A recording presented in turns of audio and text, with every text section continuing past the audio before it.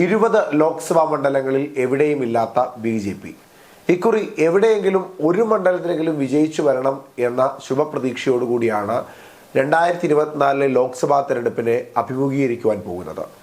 നിലവിലത്തെ സാഹചര്യത്തിൽ 6 Lok Sabha മണ്ഡലങ്ങളാണ് BJPയുടെ A class Lok Sabha മണ്ഡലങ്ങളായി അല്ലെങ്കിൽ വിജയപ്രതീക്ഷയുള്ള ലോക്സഭാ മണ്ഡലങ്ങളായി കരുതപ്പെടുന്നത്. അതിൽ 1 തിരുവനന്തപുരമാണ്, 2 തൃശ്ശൂരാണ്, 3 പാലക്കാട്, 4 പത്തനംതിട്ട, 5 മാവേലിക്കര, 6 കാസർഗോഡ്. ഈ 6 ലോക്സഭാ മണ്ഡലങ്ങളും BJPയെ സംബന്ധിച്ചിടത്തോളം വലിയ വിജയപ്രതീക്ഷയുള്ള ലോക്സഭാ മണ്ഡലങ്ങളാണ്.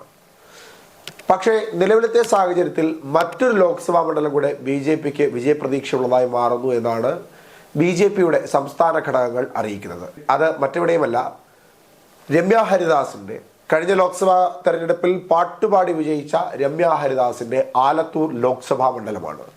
ആലത്തൂർ ലോക്സഭാ മണ്ഡലത്തിന്റെ എക്സിറ്റ് പോൾ പ്രകാരം ഇത്തവണയും ആലത്തൂര് രമ്യ ഹരിദാസ് തന്നെ അധികാരത്തിൽ വരും എന്നാണ് പറയുന്നത്. എന്നിരുന്നാലും അവിടുത്തെ സ്ഥാനാർത്ഥിയെ പറ്റി UDF തീരുമാനമൊന്നും എടുക്കാത്തത് കൊണ്ടും സ്ഥാനാർത്ഥി നിർണയം UDF ഇതുവരെ പൂർത്തീകരിക്കാത്തത് കൊണ്ടും രമ്യ ഹരിദാസ് തന്നെ ആകുമോ അവിടുത്തെ സ്ഥാനാർത്ഥി എന്നതിൽ ഇപ്പോഴും ചില സംശയങ്ങൾ നിഴലിക്കുകയാണ്. നിലവിലത്തെ സാഹചര്യത്തിൽ വിജയിച്ച MPമാരെ തന്നെ മത്സരിപ്പിക്കുവാനാണ് UDFന്റെ ധാരണയെങ്കിൽ ആലത്തൂരിൽ രമ്യ ഹരിദാസ് തന്നെയാകും.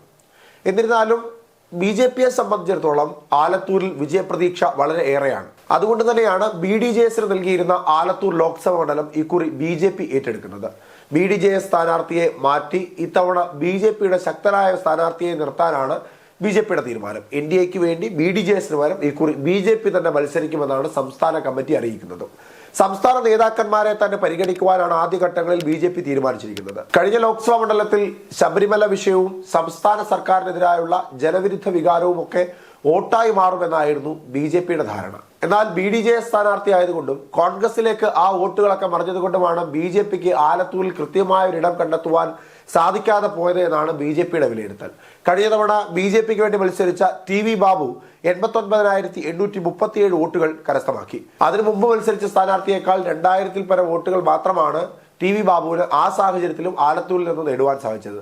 അതുകൊണ്ട് തന്നെയാണ് ഇക്കുറി BDJSനെ മാറ്റി അവിടെ BJP മത്സരിക്കുവാൻ പോകുന്നത്. 2019 ലോക്സഭാ തെരഞ്ഞെടുപ്പിൽ BJP വിചാരിച്ചത്ര വോട്ടുകൾ ആലത്തൂരിൽ ലഭിച്ചില്ല എന്നുള്ളത് മാത്രമല്ല, ആലത്തൂരിൽ ഉൾപ്പെടുന്ന 7 നിയമസഭാ മണ്ഡലങ്ങളിലും BJP നിയമസഭാ തെരഞ്ഞെടുപ്പിൽ പിന്നോട്ട് പോവുകയായിരുന്നു. അവിടെയും വേണ്ട തരത്തിലുള്ള മുന്നേറ്റം BJPക്ക് ഉണ്ടാക്കുവാൻ സാധിച്ചില്ല. അതുകൊണ്ട് തന്നെ ഇക്കുറി ശക്തനായ ഒരു സ്ഥാനാർത്ഥിയെ മത്സരിപ്പിക്കുവാനാണ് ധാരണ. കർഷക സമരവും വികസനമില്ലായ്മയും ഒക്കെ ചർച്ചയാക്കുവാനും അവ വോട്ടായി മാറുമെന്ന ആത്മവിശ്വാസത്തിലുമാണ് BJP. ഇത്തവണ ആലത്തൂർ ലോക്സഭാ മണ്ഡലത്തിൽ ചർച്ചയിലുള്ളത് യുവമോർച്ചയുടെ ദേശീയ സെക്രട്ടറിയായ ശ്യാംരാജ് അടക്കമുള്ള പല പുതുമുഖങ്ങളാണ്. എന്നിരുന്നാലും വനിതാ സ്ഥാനാർത്ഥിയും BJPയുടെ സംസ്ഥാന നേതൃനിരയിലുള്ള വനിതാ സ്ഥാനാർത്ഥിയായ രേണു സുരേഷിനെയാണ് ആലത്തൂരിൽ രമ്യ ഹരിദാസിനെതിരായി BJP കളത്തിലെടുക്കുവാൻ ശ്രമിക്കുന്നത്. ഒരു വനിതാ സ്ഥാനാർത്ഥിക്കെതിരായി വനിതാ നേതാവിനെ ഇറക്കി കളം പിടിക്കുവാനുള്ള തന്ത്രപരമായ നീക്കത്തിലേക്കാണ് BJP പോകുന്നത്.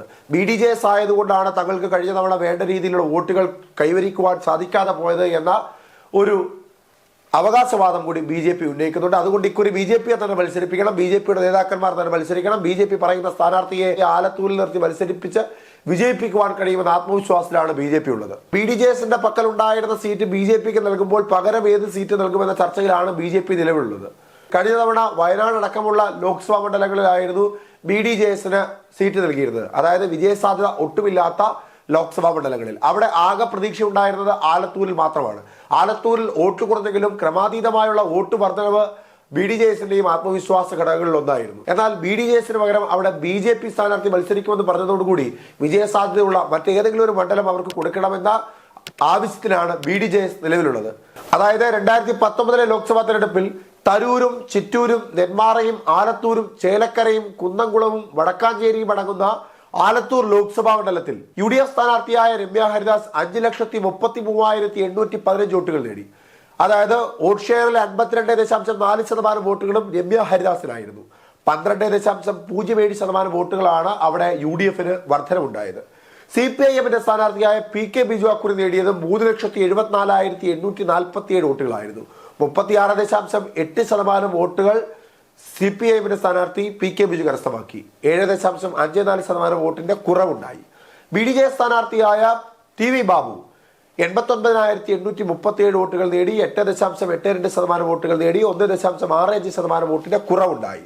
അതായത് 2014 ലോക്സഭാ തെരഞ്ഞെടുപ്പിൽ NDA സ്ഥാനാർത്ഥിയായി മത്സരിച്ച സ്ഥാനാർത്ഥിയേക്കാൾ 2000 പരം വോട്ടുകൾ വർദ്ധിച്ചുവെങ്കിലും BDJS സ്ഥാനാർത്ഥി TV ബാബുവിന് ലഭിച്ച വോട്ടുകൾ കുറവായിരുന്നു. അതുകൊണ്ട് തന്നെ രമ്യ ഹരിദാസ് വിജയിച്ചത് 1,52,968 വോട്ടിലാണ്. അതായത് ആലത്തൂരിൽ വേണ്ട രീതിയിൽ പ്രവർത്തിച്ചാൽ തങ്ങളോടൊപ്പം പോരുന്ന ഒരു ലോക്സഭാ മണ്ഡലമാണ് അത് എന്ന ആത്മവിശ്വാസത്തിലാണ് BJP. അതുകൊണ്ട് തന്നെയാണ് BDJSനെ മാറ്റി നിർത്തുന്നതും അവിടെ BJPയുടെ സ്ഥാനാർത്ഥി മത്സരിക്കുന്നതും. ആദ്യഘട്ടത്തിൽ BJPയുടെ സ്ഥാനാർത്ഥിയായി യുവമോർച്ചയുടെ ദേശീയ സെക്രട്ടറി ശ്യാംരാജിനെ പരിഗണിച്ചെങ്കിലും വനിതാ സ്ഥാനാർത്ഥിയായ രേണു സുരേഷിന്റെ പേരാണ് ഇപ്പോൾ ശക്തമായി നിലവിൽ നിൽക്കുന്നത്.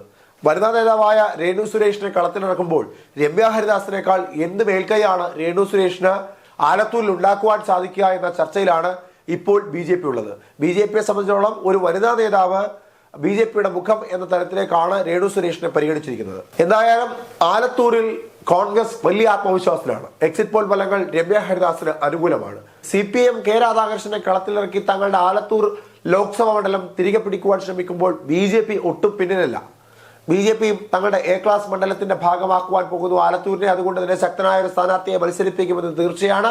അതുകൊണ്ട് കളിക്കളങ്ങൾ പോർക്കളങ്ങളായി മാറുമ്പോൾ തെരഞ്ഞെടുപ്പിന്റെ കൊടുങ്കാറ്റ് ആർക്ക് അനുകൂലമായി വീശും എന്നാണ് ഇനി അറിയേണ്ടത്.